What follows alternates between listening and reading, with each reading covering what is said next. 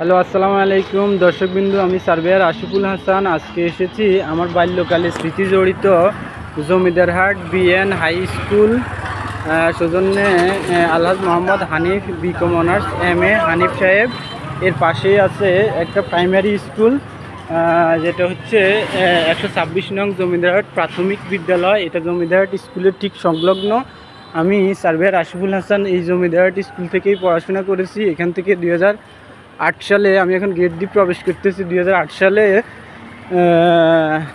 Matriculation SSC বা metric যাই বলেন সেটা পাশ করেছি। এখান থেকে দেখেন ভিতরে অনেক বিশাল বড় মাঠ আছে, এখানে খেলাধুলা হয়।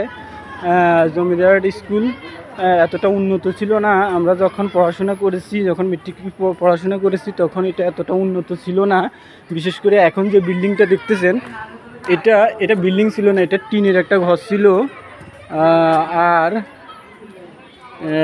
এই যে বিশাল বড় মাঠ, এই মাঠটা আরও বড় ছিল, এখন একটু ছোট হয়ে গেছে, কারণ এখানে স্থাপনা তৈরি করা হয়েছে, যে কারণে এটা ছোট হয়ে গেছে। এখানে খেলাধুলা সবসময় হয়।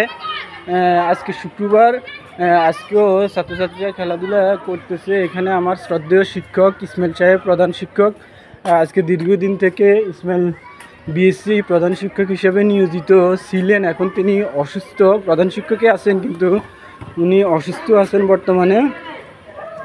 আজকে এসেছি আমি এখানে আমার বাল্যকালের স্মৃতি জড়িত স্কুলটা পরিদর্শন করতে।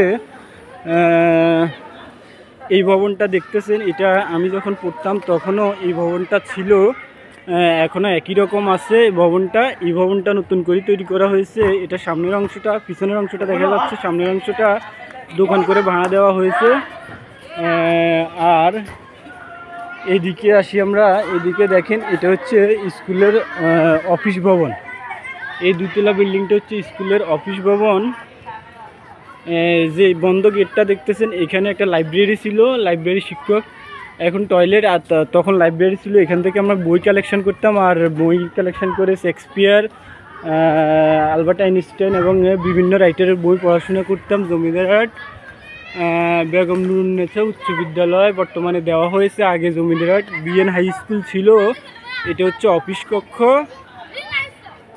এটা হচ্ছে স্কুলের অফিস কক্ষ। এখানে আমার দুইটা বন্ধু চাকরি করে, একজন ওমর ফারুক শিক্ষক তিনি, আরেকজন হচ্ছে হাসান স্যার, উনি এখানে গেস্ট টিচার হিসেবে দায়িত্ব পালনরত ছিল। এখানে একটা বিল্ডিং ছিল, এই বিল্ডিংটা এখন আর নাই।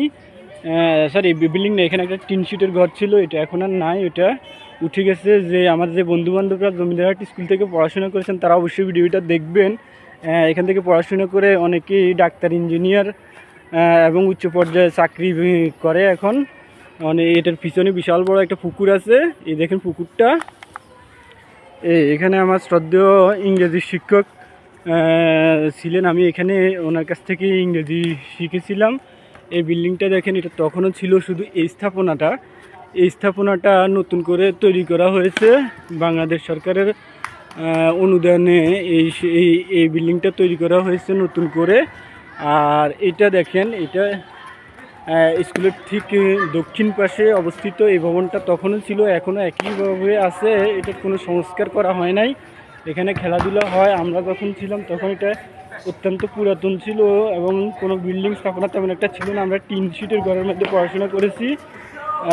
এইটা দেখেন, এটা হচ্ছে শহীদ মিনার, এটা নতুন করে তৈরি করা হয়েছে স্কুলের শহীদ মিনার। ছাত্রছাত্রীরা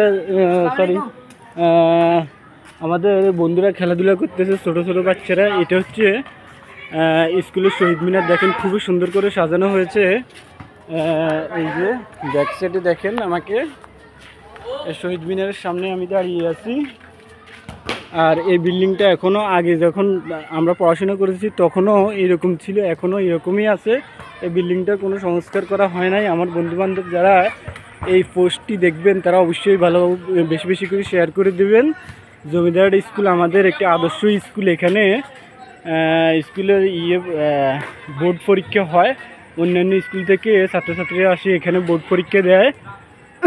কুমিল্লা বোর্ডের আন্ডারে বোর্ড পরীক্ষা এই স্কুল থেকে পরিচালিত হয়। এটা একটি সুনামধন্য উল্লেখযোগ্য শিক্ষা প্রতিষ্ঠান। সবাইকে ধন্যবাদ। আমি সার্ভেয়ার আশিফুল হাসান আজকে এসেছি পরিদর্শন করতে। ভিডিওটা ধারণ করে আমি খুবই আনন্দিত। আমার বাল্যকালে স্মৃতি জড়িত স্কুল। এখান থেকে আমি এখন বর্তমানে সার্ভেয়ার হিসেবে কর্মরত আছি। আমার অফিস চৌমুহনী তারা মঞ্জিলের 3 তলাতে। আজকে এসেছি আমি এখানে পরিদর্শনের উদ্দেশ্যে। আমার বন্ধুবান্ধব সবাইকে অনুরোধ করছি যে ভিডিওটা বেশি বেশি শেয়ার করেন এবং আমাদের স্কুলের উন্নয়নে সহযোগিতার হাত বাড়িয়ে দিবেন। আসসালামু আলাইকুম সবাইকে, ধন্যবাদ। সার্ভেয়ার আশিফুল হাসান।